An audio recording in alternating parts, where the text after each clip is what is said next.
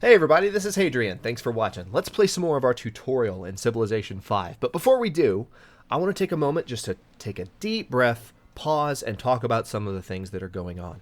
As I mentioned in a previous episode, and as I mentioned in the beginning of the tutorial, I was getting a little bit faster. I was starting to plow through things a little quicker, make decisions maybe without explaining them as much because I want this to be a hybrid tutorial slash let's play. And I think when you're watching let's plays, whether they're a tutorial or not, if the player is trying to explain what they're doing, that tends to kind of trail off towards the end of the series as they just kind of pick up steam and people and they assume that people have been watching and kind of understand the thought process. And since this is a tutorial, I don't want to make that assumption. So I just want to take a moment to stop and really explain some of the things that are going on right now, some of the decisions that I've made. And on that note, if you've been watching the tutorial from the beginning and you haven't seen episode 6.5, check it out. There's a link on the screen right now. You can also pull up the playlist and it's in order after episode 6.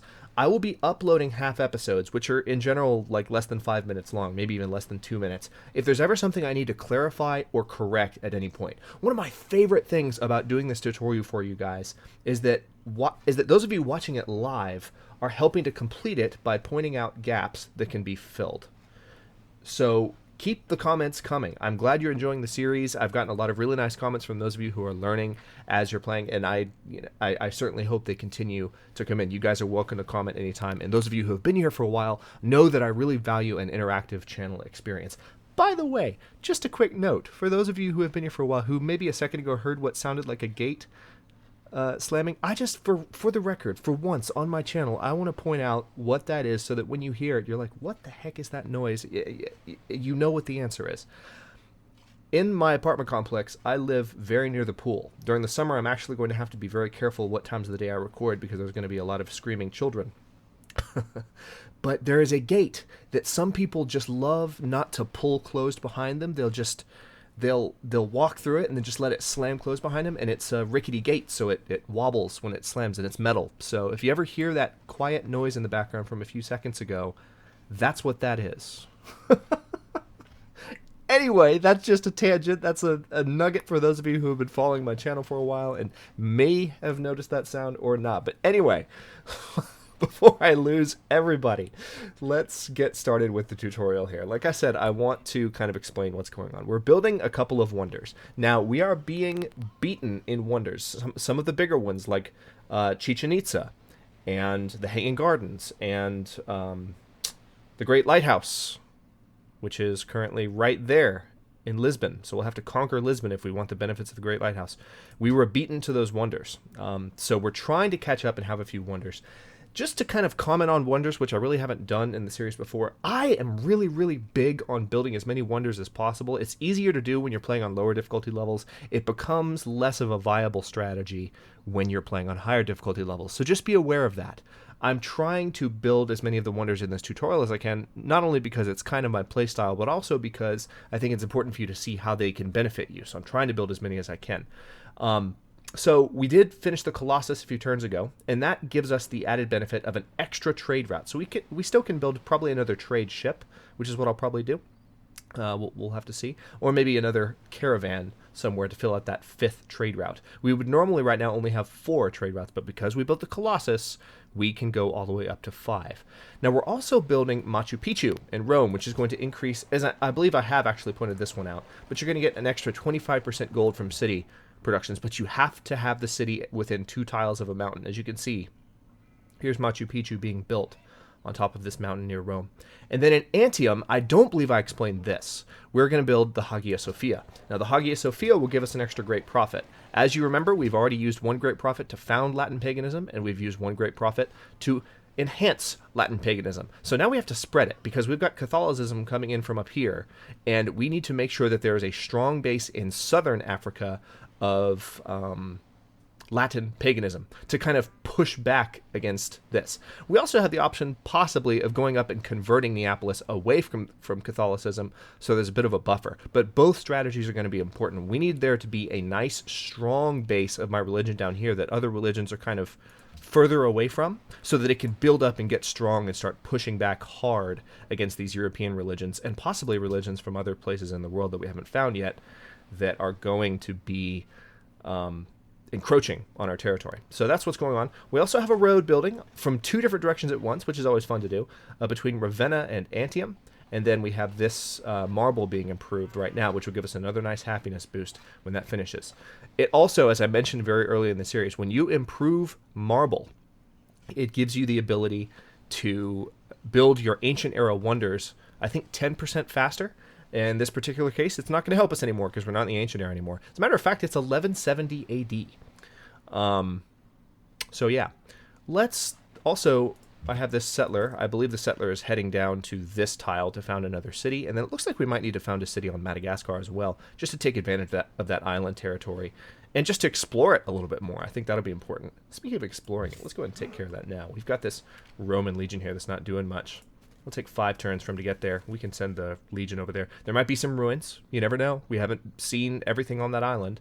So that looks like it might be a coastal tile there. Madagascar is not going to be much bigger than that, but we'll see. Let's go to the next turn. Turn 177 has ended.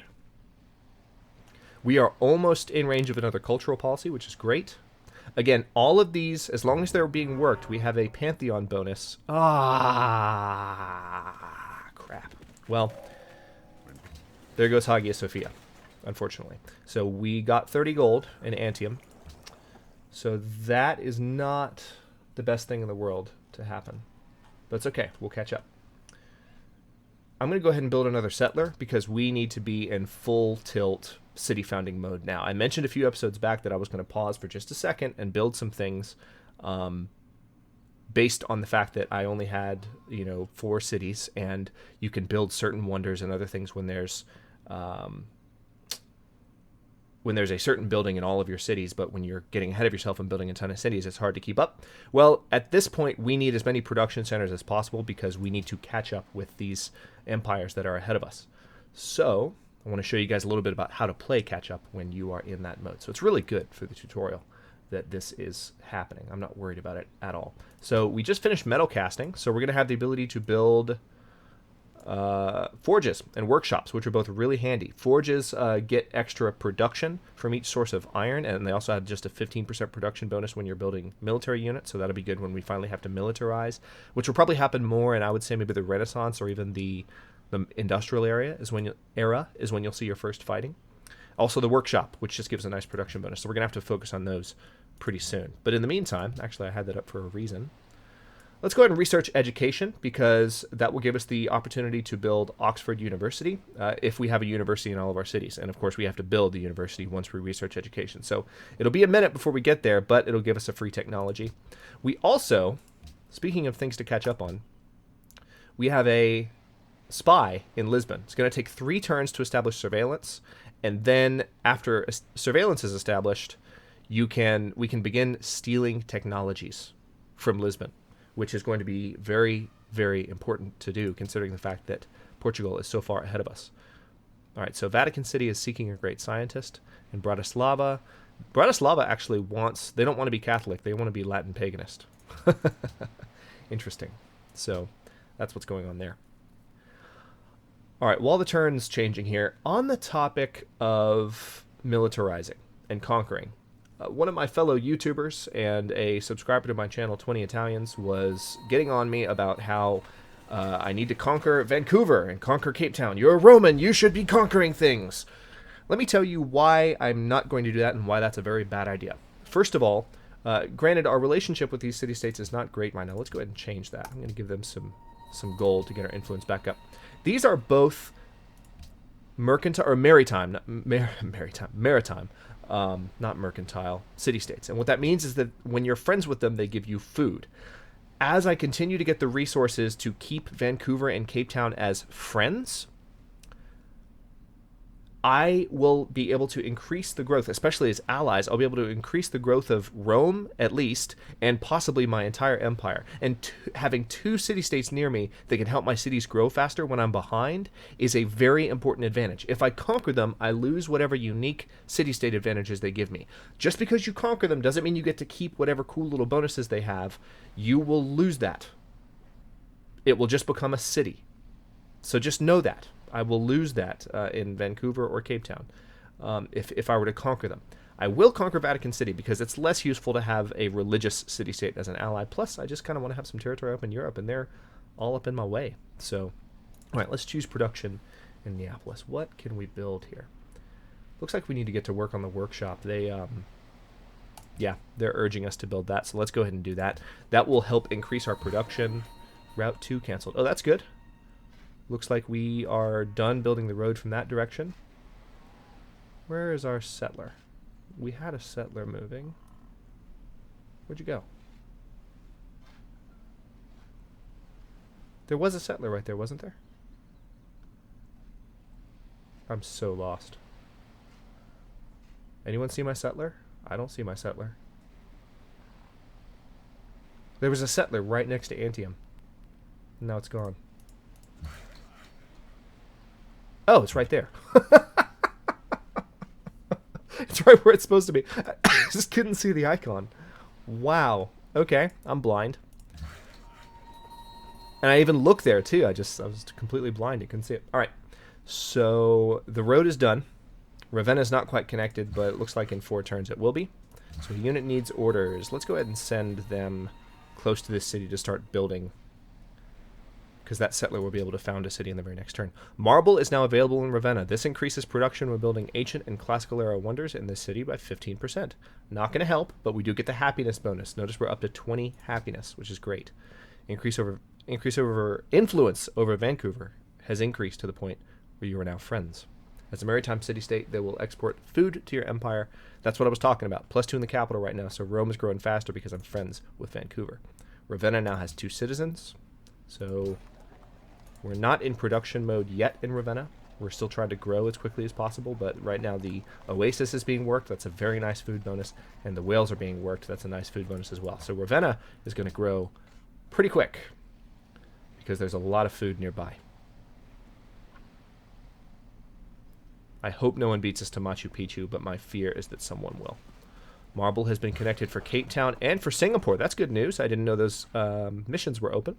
So we're now friends with Cape Town again as well. So we're getting another growth bonus in Rome. That's very, very handy. City connection between Ravenna and Rome has been established. Good. So our income has gone up. We have the ability to establish a new social policy. So as you recall, I started the aesthetics change so that we can build up more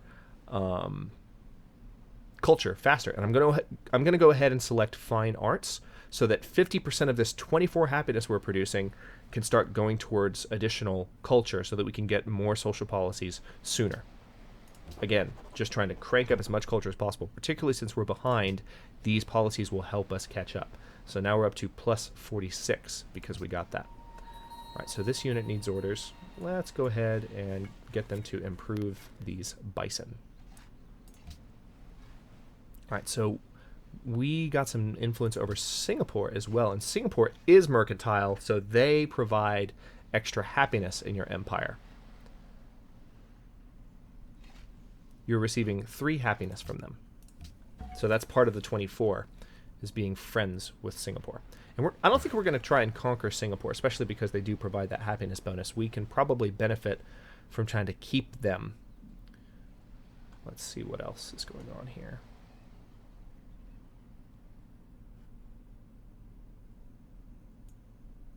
I'm going to put a worker out on the island because pretty soon we're going to have a city there. All right, next turn. We are 7 turns away from completing Machu Picchu. At this point, I'm actually not optimistic we'll get it first. I have a feeling someone else is building it. Some of the other civilizations are pretty aggressively building wonders. It does vary game by game. Sometimes you can get away with building a lot of wonders and having a lot of advantages that way. Okay, so this settler is ready to go. Aratium has been founded. Alright, I'm going to build a road from both directions with both these workers just so that it can be completed as quickly as possible. We're going to build a monument. Aha, there are some ruins. Very good. My hope is that those will help us in a significant way. I doubt it, because it's been a while since the beginning of the game, and the bonuses tend to be based on what would be very helpful in the beginning of the game. But if it's free technology, hey. Oh, speaking of free technology, so let's take a look at what just happened. So a great scientist has just been born in Rome. Notice we don't have a great scientist bar here anymore, probably because it just filled up. But if I click Discover Technology here, we have 249 of 630 science points required. We're making 62 per turn to get to education. I can discover a technology which will give us 485 science. So do the math. That's going to give us education right away. Pretty cool. Oh yeah, you were going to build my road. Oops. All right. So we'll start the road here. And let's see what's in these ruins. 20 culture. Okay, that's it's not huge, but it works. All right. And it looks like we've accumulated enough faith to purchase a unit or building. That will give me another topic to talk about. But first, what technology am I going to research next? Let's go to machinery. The faster movement on the road will be helpful since we're starting to expand, and building the ironworks in Rome is going to be a pretty top priority. Also, there's Notre Dame, and that happiness bonus sure would be good. Whoa, what was that? Not sure what just popped up, but okay.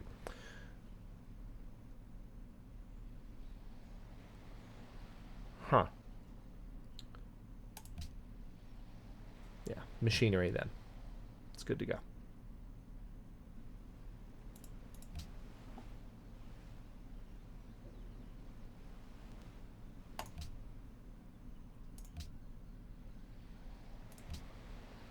Okay, because we got a great scientist, we're friends with Vatican City. Wasn't exactly looking to become friends with Vatican City, but hey. Alright, Cape Town is hostile. Vancouver is friendly. I'm going to give them a little bit of gold. Or am I? I have a new city. I could use it to purchase important buildings, like a monument, for instance. I'm going to go ahead and do that instead. Catch us up a little bit that way. Now, it said that... Okay. Now, here's an interesting topic. I mentioned that we are not going to keep Catholicism up here. Catholicism has spread to our towns from Poland. So we have the ability, because it's a Catholic town, to build both mosques and pagodas. Pretty cool cultural bonuses that you get. You get a faith bonus and a culture bonus of +2 for each one. So what's the benefit of maybe keeping Catholicism for a bit before we convert away from it? Well, using it to build these buildings in as many cities as we can. Now, I don't want any of my other cities to convert to Catholicism, but if they do, I'll definitely build these first. They cost 200 faith to build, so we're probably going to go for the one that gives us the bigger faith bonus first, so that we can build back up to 200 faster. But once I've built both of those things, then I can convert away from Catholicism and have the benefits of Latin paganism in each of my cities. So let's go with the mosque for now. And now notice we're now up to 15 faith every single turn.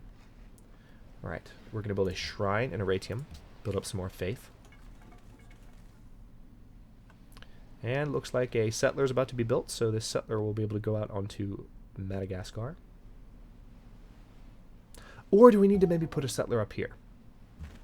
Okay, looks like our trade deal with Maria has ended. Yeah, we'll go ahead and put a settler on Madagascar. I'm going to put it on this hill because having it on a hill will help it with its production a little bit faster. Actually, yeah, that's where it's going. It's going to take 5 turns for it to get there. We're going to... Ooh, bananas. That'll produce some extra food. All right, and we're going to do our road to Aratium there. Aratium is literally one building. What can you do? Okay.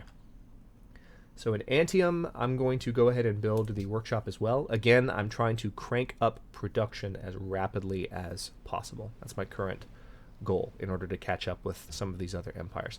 Pretty soon, I want to check out that barbarian camp and see if we can eliminate them, and then definitely establish a city over here so that no one can fill this void. Yes, it's in the middle of the Sahara, but if we establish it on the coast, it should be okay, and it'll help kind of seal off the continent of Africa and make it and consolidate it under Roman rule.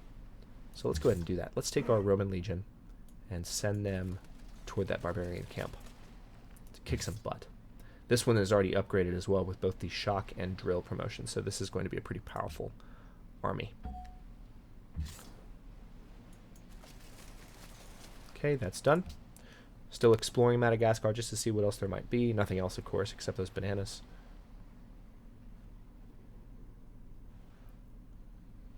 We are 8 turns away from finishing machinery. It's 12:40 AD. Notice that time is slowly going by. We only went from 12:40 to 12:50 that time. So time is kind of grinding down a little bit. Ravenna has 3 citizens now, which means I'm going to switch to a production focus. It'll take a little bit longer for Ravenna to grow, but not that much longer. An amphitheater is almost done in Kume. That's good. It'll help with our culture output. And we'll go ahead and send this unit to Aratium. Let's build a farm there in Ravenna to help Ravenna grow. And on that note, I think I will go ahead and cut this episode here, and we will continue in the next episode as we try to consolidate Africa, and then maybe start thinking about conquering Vatican City and establishing some territory up in Europe before too much more time goes by.